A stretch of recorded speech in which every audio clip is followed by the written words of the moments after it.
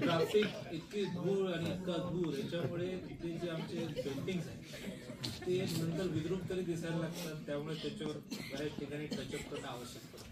त्यामुळे आवश्यकतेप्रमाणे आम्ही ते करतो, ही पहिली गोष्ट आहे. दुसरी गोष्ट तुम्ही लाईटची म्हणाल तर मी तुम्हाला सांगतो, खरोखर मुंबई महापालिका किंवा पनवेल वगैरे पाहिले तर त्याच्या तुलनेमध्ये आपल्याकडे खूप कमी लाईट लावली आहे. म्हणजे ते बऱ्याच ठिकाणी अतिरिक्त जे लाईट लावलेले आहेत त्या तुलनेत आपण तसं सुशोभीकरण लाईटच्या बाबतीत तरी केले नाही. आपण एलईडीचे दिवे लावले तर कारण तांत्रिक आपल्या बिलामध्ये बचत होईल. दुसरा भाग पाण्याचा तुम्ही म्हणालात, पाण्याच्या बाबतीत असं आहे की MIDC कडून 10 MLD घेणं किंवा 40 MLD पाणी MIDCला देऊन ते पाणी वाचवणं आणि पिण्याला देणं, हे छोटे छोटे उपाय आपण करून काही पिरियड एक्सटेंड करू शकतो. परंतु 2055च्या लोकसंख्येचा विचार केला, ज्या गतीने ट्रान्स हार्बर नंतर आपल्याकडे वस्ती वाढेल किंवा आपल्या एअरपोर्ट नंतर वस्ती वाढेल, हा सगळा विचार केल्यावर जो लोकसंख्या वाढीचा हे बघता मला असं वाटतं की छोटे छोटे उपाय जे आपण कारवाई आपल्याकडे सुरू आहे.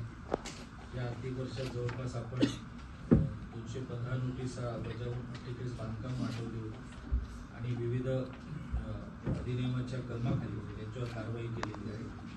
मान्य सर्वोच्च न्यायालयाच्या आदेशामुळे भूखंड क्रमांक 149 नेरूळ त्रिमूर्ती कॉम्प्लेक्स व कृष्णा कॉम्प्लेक्स या दोन्ही इमारती 30 व 31 जानेवारी रोजी पूर्णपणे रिक्त करून या ठिकाणी वीज जोडणी, नळ जोडणी, मलनिस्सारण वाहिनी व गॅस जोडणी खंडित करण्यात आलेली आहे आणि या इमारतीच्या संरक्षक भिंतीला पत्र्याने आच्छादित करण्यात आलेले आहे.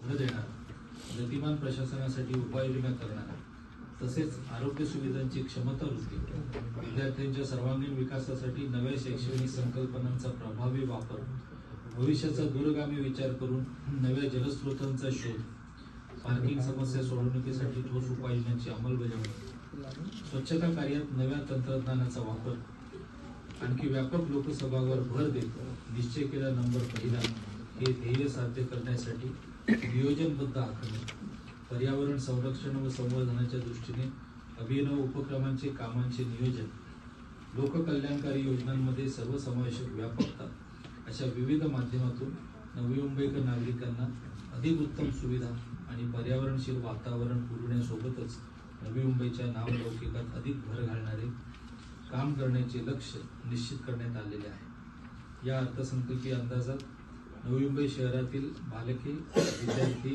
युवक, महिला, ज्येष्ठ नागरिक, दिव्यांग, तृतीयपंथीय, मागासवर्गीय, आर्थिक दुर्बल अशा सर्व समाज घटकांच्या कल्याणाचा साकल्याने विचार करण्यात आलेला आहे.